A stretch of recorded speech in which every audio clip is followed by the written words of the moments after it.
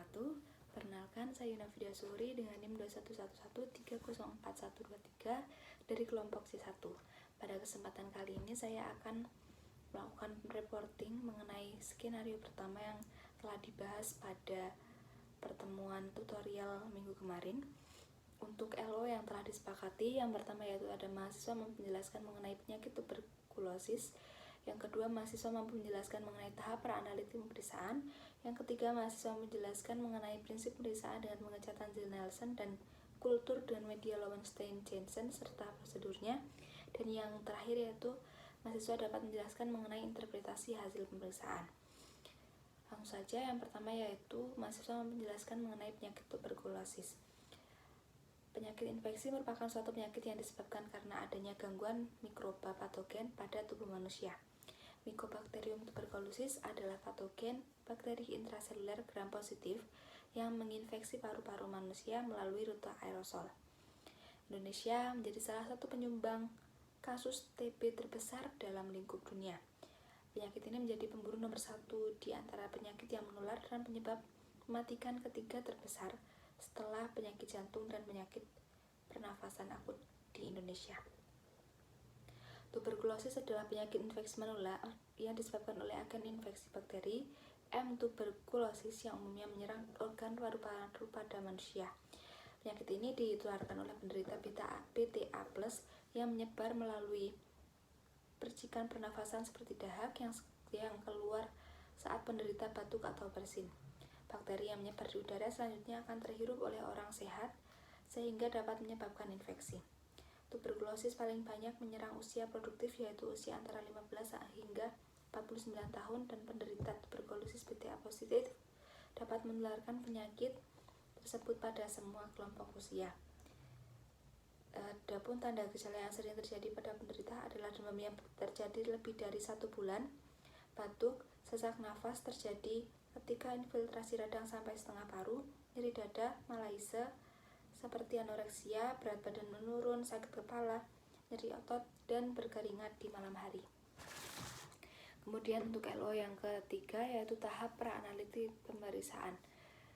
Kegiatan tahap pra-analitik adalah serangkaian kegiatan laboratorium sebelum pemeriksaan spesimen. Tahap pra-analitik ini dilakukan untuk menilai kualitas sampel yang akan diperiksa, menjamin bahwa spesimen yang diterima benar dan dari pasien yang benar, serta memenuhi syarat yang telah ditentukan. Tahap pra-analitik meliputi permintaan pemeriksaan oleh klinisi, persiapan pasien, pengambilan spesimen dan transportasi spesimen serta pengolahan atau penyimpanan spesimen. Tahap pra-analitik memberikan kontribusi kesalahan terbesar yaitu 62%. Salah satu penyebabnya karena pada tahap ini umumnya masih dilakukan secara manual.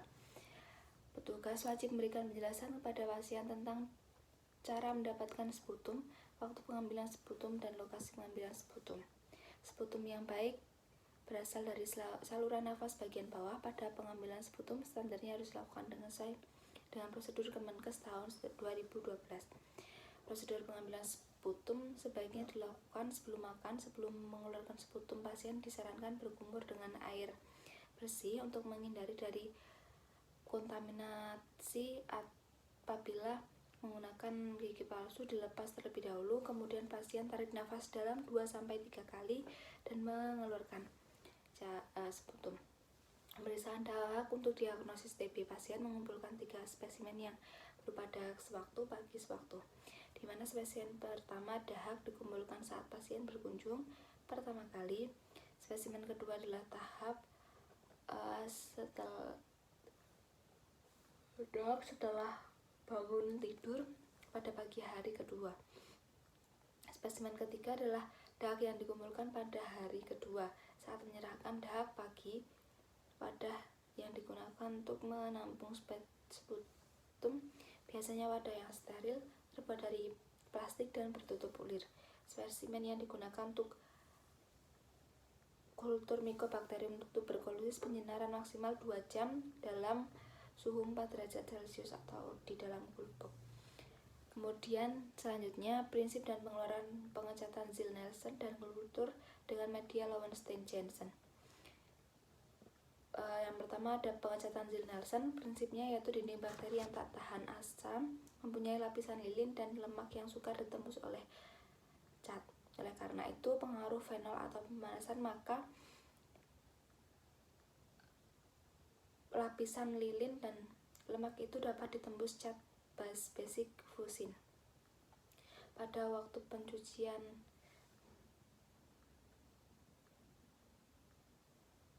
lemak yang terbuka akan merapat kembali. Pada pencucian dengan asam alkohol, warna fusin tidak dilepas, sedangkan pada bakteri tidak tahan asam akan luntur dan mengambil warna biru dari methylene blue. Kemudian cara kerjanya, sediaan yang sudah difiksasi diletakkan pada jembatan, pengecatan digenangi dengan ZNA, lewatkan nyala api spiritus di bawah sediaan sampai selalu keluar uapnya. Cat dibuang dan dicuci dengan air mengalir, kemudian larutkan warna merah pada sediaan sampai bersih dengan ZNB. Kemudian generasi dengan ZNB, lalu didiamkan selama 30 detik. Cuci dengan air mengalir, lalu jenangi sediaan Dragen ZNC atau methylene blue selama 1 menit terakhir. Cuci dengan air mengalir dan ketinggian. Selanjutnya, kultur dengan media Lowenstein-Jansen.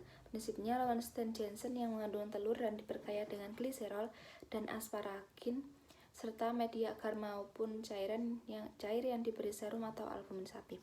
Telur menyediakan alam lemak dan protein yang dibutuhkan untuk metabolisme mikrobakteri.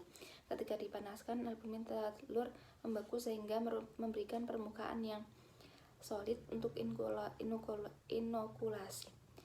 Gliserol berfungsi sebagai sumber karbon dan menguntungkan yang pertumbuhan basil tuberkel tipe manusia.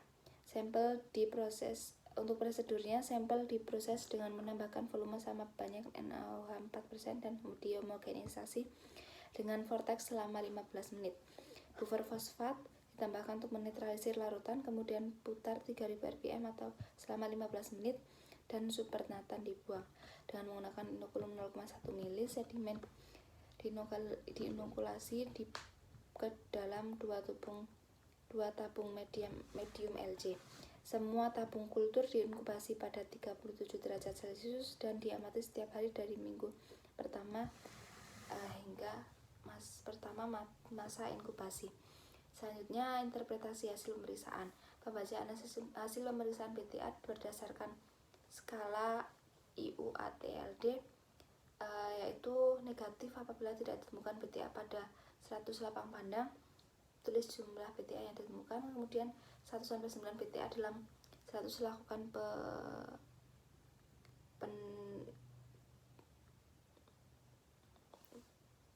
kemudian yang ketiga ada +1, itu untuk 10-99 BTA dalam 100 lapang pandang.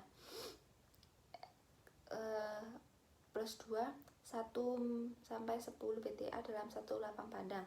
+3, lebih dari 10 BTA dalam 1 sudut pandang. Kemudian BTA plus itu cirinya tampak kuman berwarna merah, bentuk batang halus kadang bergranulat disertai kuman-kuman yang non BTA dan sel leukosit yang berwarna biru. BTA min tidak ditemukan kawan warna merah, hanya terlihat kuman-kuman non BTA dan sel leukosit berwarna biru. Sekian reporting dari saya, ada kurang lebihnya mohon maaf. Wassalamualaikum warahmatullahi wabarakatuh.